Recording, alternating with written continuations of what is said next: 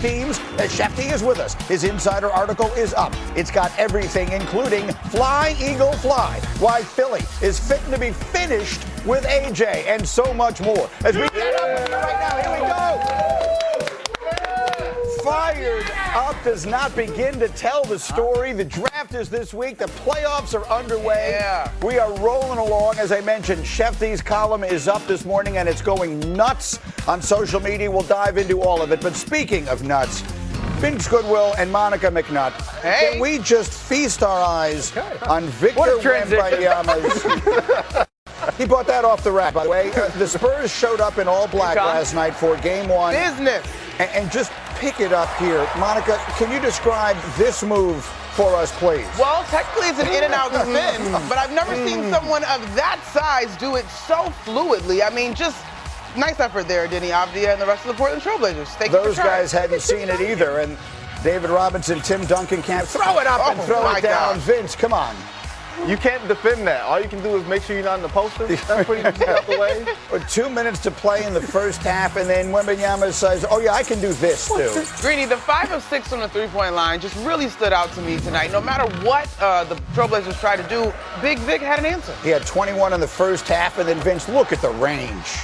What do? You get out the way. What's the point of contesting when he's 7'4"? He ain't gonna see your hand anyway. Yeah, he hasn't been 7'4" since he was 9. He gets an inch taller every time I do a highlight. Wembanyama, 35 points. As Monica mentioned, 5 of 6 from 3, 5 boards, 2 blocks. Spurs win 111-98. They take Game 1, and Wemby steals the show. The 35 points, passing Tim Duncan's 32. For the most by a player in their first playoff game in San Antonio history. Those 5 threes, he's the first player ever with 35 points and 5 threes in their playoff debut. We will have all of your Game 1's NBA covered as the hour continues. But now to the NFL we go. The build-up, the playoff debut of Victor Wembanyama. Don't tap that glass, don't tap that glass, don't tap that glass, don't tap that glass, there's a monster already. Don't tap that glass, don't tap that glass, baby. Oh, Wemby! Don't tap that glass, don't tap that glass. You've got to be kidding me here. Don't tap that glass, there's a monster already. Oh, I love it. 35-5. What a debut for Victor. NBA analyst Monica McNutt with us now. And Monica, man, every time I see Wemby play, I kind of think of that Lil Wayne line when he said, "We are not the same, I am a Martian." Because every time I see this man play, he is truly out of this world. So how do you put his playoff debut into perspective? Well, Scooby, I think you just look at the history that he was able to make in that debut. The first Spurs to have 35 points in a postseason debut. Like, added to the list of superlatives that we continue to associate with Victor Wembanyama. In the course of the basketball game, I thought the three-point shooting was so impressive, going 5 of 6 from deep. And once he settled down after that first quarter, the physicality that the Portland Trailblazers attempt to offer, and just the general nerves, because he still is human, no matter how extra otherworldly he is, I thought he did a great job of just playing basketball. He seemed comfortable out there. I thought his teammates were balanced. And we'll continue to see if this is the type of performance that we get from him consistently.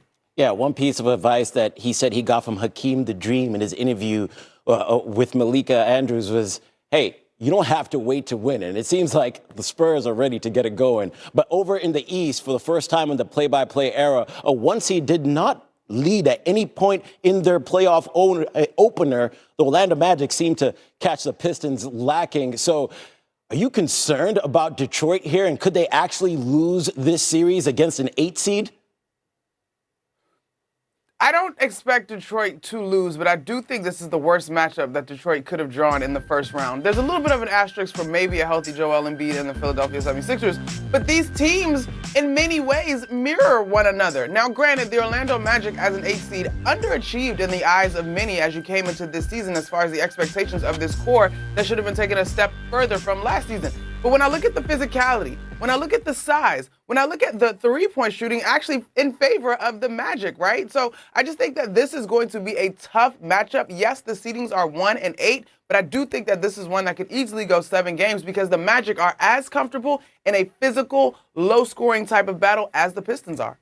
Great analysis from Monica McNutt. You can catch her more on Sports and the Beautiful People. I'm Scooby Megeza. That is the one and only Kimchi Commando, a.k.a. Gary Streisky. Fresh off the WrestleMania trip in Vegas. Oh, okay, people's elbow right there. We recap that later on. Plus, Hannah Storm will join us live from the Boston Marathon. Before we get to the 130th running of the marathon, the NBA and NHL playoffs are off and running, and this 22-year-old is making his Spurs and NBA playoff debut.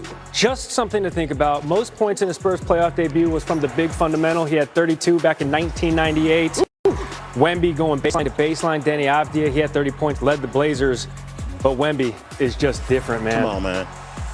Finishes that, and guess what? The Admiral and the big fundamental sitting courtside to take it all in. Second quarter, Dylan Harper throwing it down to Wemby. Spurs go up 9, the 2 seed in the Western Conference. It's not fair, man. It's really not. Spurs under 2 to play in the first half, 56-47, falling away for the triple. Wemby had 21 in the first half, most in a player's first career playoff half in the play-by-play era since 97-98. Spurs up 10 at the break. Wemby, more of the same.